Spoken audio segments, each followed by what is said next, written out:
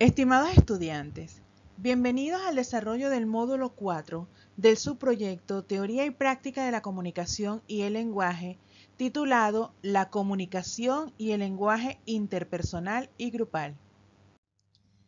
Bien, respecto a la dinámica de asambleas, tenemos que una asamblea es una reunión entre varios individuos convocada con el fin de tomar una decisión respecto a un tema determinado de importancia relevante.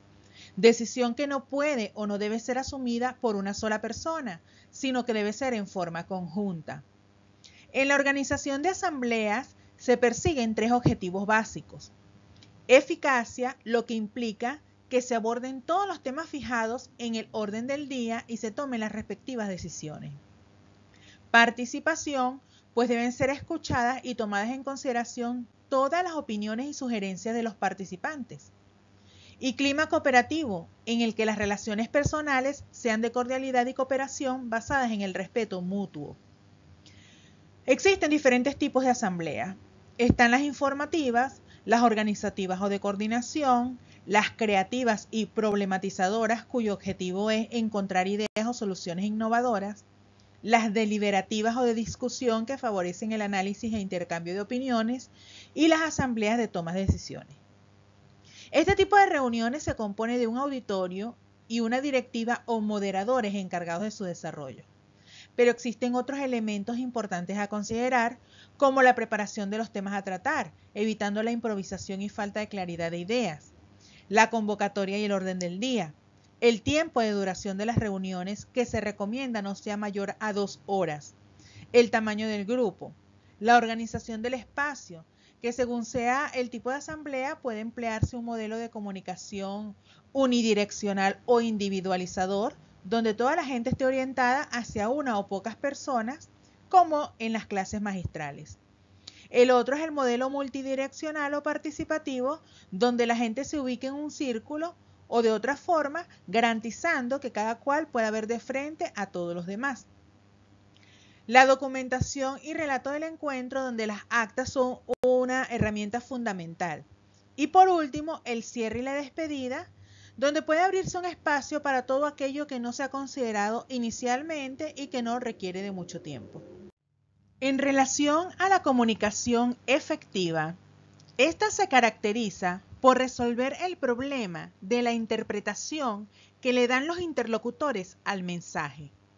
La comunicación efectiva es algo que muchos piensan debería ser instintiva. Pero cuando tratamos de comunicarnos con otros, algo se pierde. Decimos una cosa y la otra persona entiende algo diferente.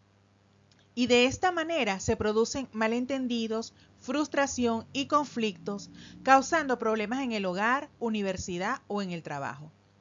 La comunicación efectiva es una forma de poder comunicarnos de una manera concisa y entendible para el que recibe el mensaje, sin producir ningún tipo de confusión, de dudas o de interpretaciones equivocadas. El lenguaje para comunicaciones efectivas debe ser claro y sencillo, empleando la menor cantidad de palabras posibles con mucha sencillez, pero con gran profundidad en todo el mensaje, sin complicaciones ni confusiones. También debe ser puntual y directo, con un ritmo y enlace perfectos y sin torcer el rumbo del mensaje. Debe ser atractivo y sugestivo, con elementos que despierten el interés y agrado del receptor. Y por último, debe ser contundente, lo que implica dejar evidencia absoluta de que un mensaje determinado produce resultados en la convicción total de quienes lo reciben. Continuando con el análisis del lenguaje, el objetivo de la lingüística no es asegurarse de que las personas sigan una serie de reglas estándares al hablar, sino desarrollar modelos concisos para explicar el lenguaje que las personas utilizan y consideran bien construido, por lo que se han desarrollado diferentes niveles de análisis del lenguaje. Está el nivel fonético-fonológico, que implica la fonología y la fonética. La fonología es el estudio de los fonemas de una lengua, es decir, las sílabas y letras y su sonido. La fonética estudia los sonidos del habla. En cuanto al nivel morfosintáctico, implica la morfología y la sintaxis. La morfología es el estudio de la mínima unidad con significado, es decir, el morfema que lo vimos en el módulo 2, y los mecanismos de formación y creación de palabras. Y la sintaxis se refiere al orden en que se combinan las palabras en una oración. En cuanto al nivel léxico, este implica la lexicología y la lexicografía.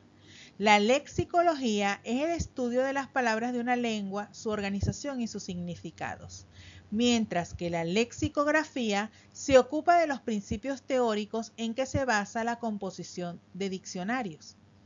Por último, encontramos el nivel semántico. La semántica estudia los significados de los signos lingüísticos, mientras que la pragmática estudia los actos del habla, la estructura informativa del enunciado, el análisis del discurso, el diálogo y la lingüística textual. En otras palabras, la pragmática estudia el significado intencional de lo que uno quiere decir, por lo que constituye una herramienta dirigida a organizar adecuadamente un discurso persuasivo. Respecto a los métodos de persuasión, tenemos que la persuasión es la comunicación que influye o hace que otras personas cambien sus pensamientos, sentimientos, deseos y comportamientos. Muchos confunden la manipulación con la persuasión y son completamente diferentes. La manipulación es el acto de coaccionar a una persona a hacer algo que no quiere hacer. La persuasión, por otra parte, es el arte de hacer que una persona haga algo que te beneficie, pero que también es de gran beneficio para ella y está de acuerdo a sus intereses. Entonces, la principal diferencia entre la persuasión y la manipulación radica en la intención. Los principales métodos de persuasión son el sistema recompensa-castigo.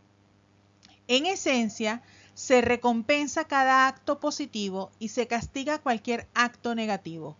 Por ejemplo, un estudiante que participa activamente en clase puede ser recompensado con un punto adicional.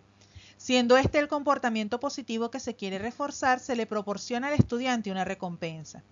Cuando el caso es el opuesto, se debe aplicar un castigo para desalentar tal comportamiento. Por ejemplo, un alumno que entregue la asignación luego de la fecha establecida puede ser castigado con un punto negativo. También tenemos el sistema de condicionamiento clásico. Este establece cómo podríamos asociar un atributo positivo con ciertas acciones para obtener el resultado deseado. Por ejemplo, para una mascota que intenta escapar constantemente de casa, se puede elegir un gesto único, un movimiento de las manos o cerrar la puerta, y repetir este gesto cada vez que intente escapar. Con el tiempo, la mascota comenzará a asociar el gesto con el resultado deseado. Lo bueno de este tipo de condicionamiento es lo sutil y natural que puede ser. Sin embargo, no se obtienen resultados inmediatos. Luego tenemos el método de reacción. Este presenta un enfoque directo, pero que funciona en muchas situaciones. Por ejemplo, puedes decirle a tu pareja que necesitas que lave los platos porque tú no tienes tiempo. En este caso, no es necesario asociar esta acción con ninguna recompensa. Con un reconocimiento verbal es suficiente. Por último, tenemos la necesidad de ser un modelo especial.